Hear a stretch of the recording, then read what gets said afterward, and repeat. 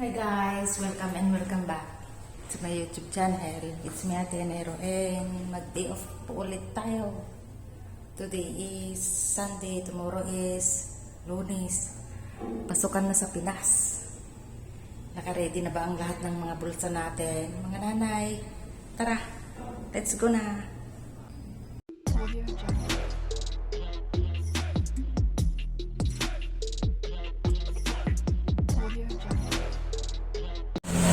Yan nga po, nakalabas na tayo sa building. Hindi na ako nag-video doon sa lift namin dahil may tao. Nakakaya naman. Tapos, ready na ba ang lahat? Sa ating mga nanay. Mas nanay yung laging nag-iisip tungkol sa mga bagay-bagay na gagamitin ng mga anak sa eskwela, lahat ng mga moves nila sa eskwela. Tayong mga nanay lahat yung number 1 dyan na nag-iisip. Habang nandito pa tayo sa lugar ng mid-levels, ay i-vlog muna natin ulit. Dahil alam nyo, malapit na kaming umalis. Mga some of these days, mga next other week or next week, kasi nag-exam pang mga bata. Kailangan na hindi sabay-sabay ang paglipat namin sa pag-exam. So, mamimiss ko ang mid-levels. Hindi naman. Kasi, for the almost 8 years or mahigit pa, nandito na ako. Nakakapagod din ang umakyat dahil ang mid-levels talaga yung mataas. Matarik na lugar. So, it's time to pupunta sa baba. Although, sabi nila, parang probinsya ngayon. Pero patag siya. Pupuntahan namin. Alam ko yun kasi nagpunta na kami doon dati. And hindi naman na matagal ang biyahe doon. Dahil, siya, may MTR Express na siya doon. So, madali ang pagbiyahe papunta dito sa Central. Mga around na lang siya, 20 minutes or wala pang 30 minutes. So, ayun, carry naman, sabi nga ng mga bata. Ang ganda ng bahay natin doon, Cheche. Punta na ba kayo? Oo. Alam mo ang kwarto doon, sabi niya, yung kwarto mo lang nakatulong, sabi niya, may sariling CR ka na sa kwarto mo. Tapos yung kwarto mo, dalawa. Sabi niya, bakit dalawa? Syempre, kung kukuha pa si mami at daddy ng isang kasama, tig-isa kayo. Pero hindi na yan kukuha kasi malalaki na nga sila. Alam niyo mga auntie, makulimlim ang panahon. Kahapon, grabe ang ulan. Lalo nung mga 7 o'clock ng gabi.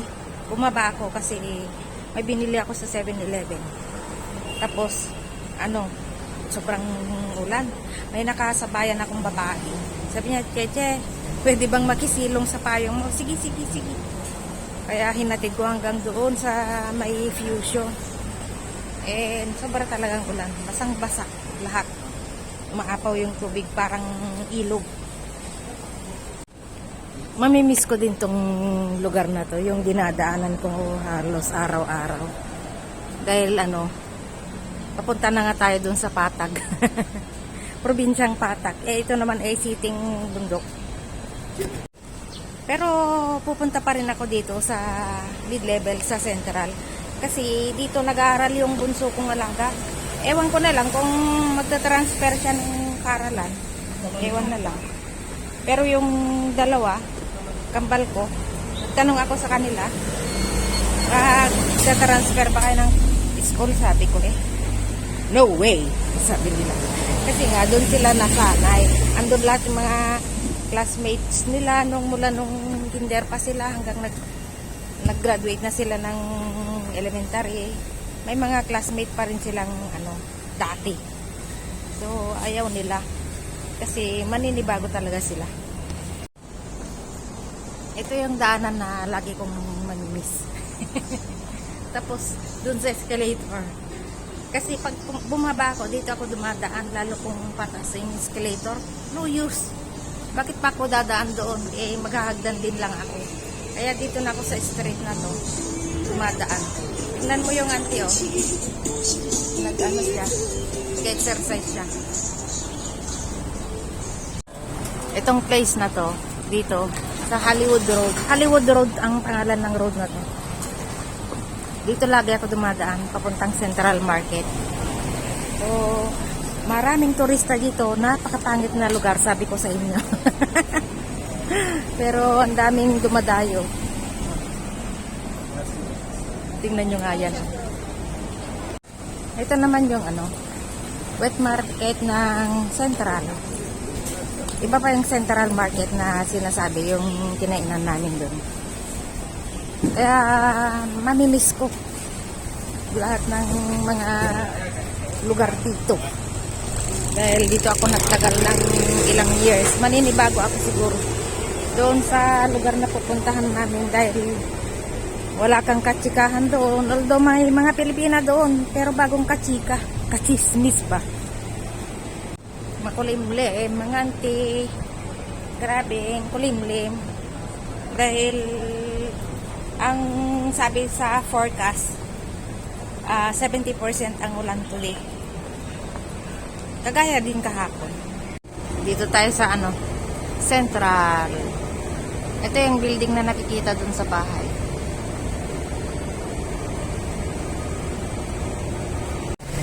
Parang kukunti lang ang tao sa labas. Kasi yung forecast sa araw na ito, maulan today. Baka mamayang tanghali, mag-iba na yung yung weather. Baka uulan na talaga. 2,000 years later. Dito na tayo sa Central. Limit natin yung friend natin. Kasi may kukunin ako sa kanya. Nagsombrero na ako kasi mainit din naman. Pero makulimlim nga. Umaaraw na kumukulimlim. Kaya hindi mo mawari yung panahon. Parang ikaw lang, hindi mawari. Daming nagbabaks dito. Sa baba ng Worldwide. Dito sa may bridge. Magbabaks dito tayo next soon. Dito na tayo sa Worldwide. Tumanad yung friend ko. Yan pala siya, naka-yellow ng dress. Ayun. Naghiwalay na tayo ng friend natin.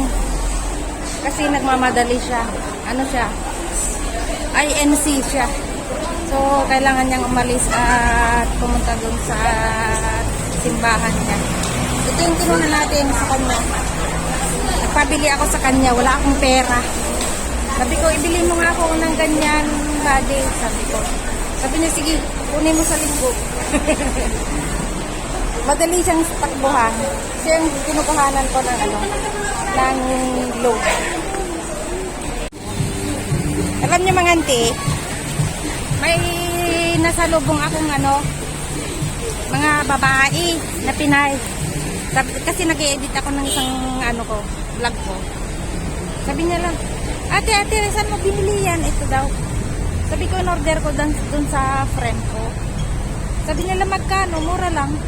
Ha? Tapos nung sinabi kong price, sabi nila, bakit ang mura? Kaya nga, sabi ko, sale nga. Mura lang. Kaya sabi ng friend ko, try ko nang i-try.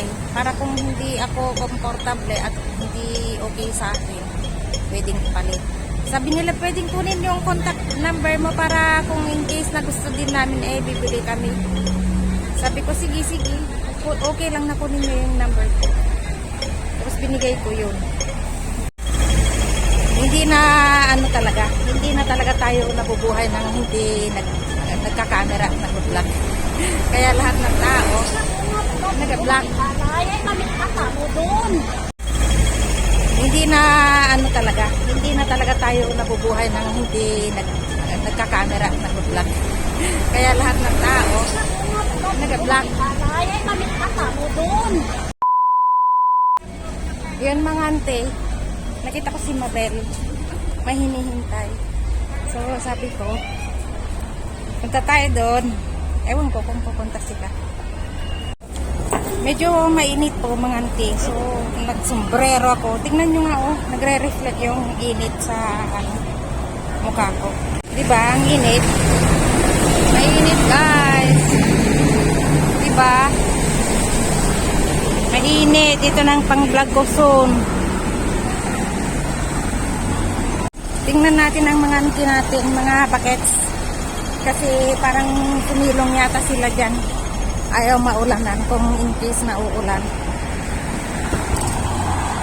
Parang dito sila kanina nagmo-model. Ayan pala siya, oh, nagmo-model. Ay, ante. Bumili kami ng mga gamit-gamit. Tapos bibili na namin ng plato. 6 hours later. Babay kayo mag-extra kayo ante. Hindi ko amas ang di pa kayo hindi pa nagbabay. Rihanna. Rihanna po. Hindi lang. Ay nanalo na. Hindi na mag-vlog at vlog ka na nun eh. Uwian na may nanalo na. Hindi, pwede ka na kasalamay. Okay. May sagod kami ito yung ukay. Ng maya. Sige atante, i-try mo. Nabasala ang natudwan. Ay, sorry. Sige, i-try mo ante.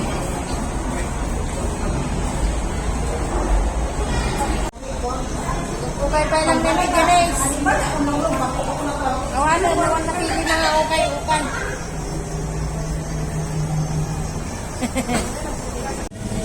As usual mga ante, dito pa rin ang daan sa saradong dalan. Kanina malakas ang ulan.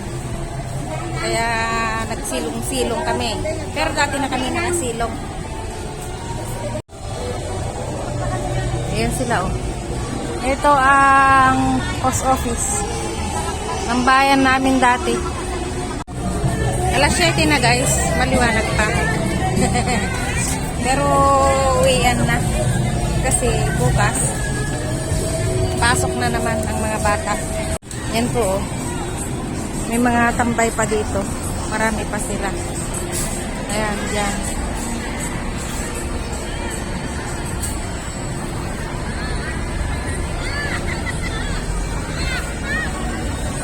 Ayan.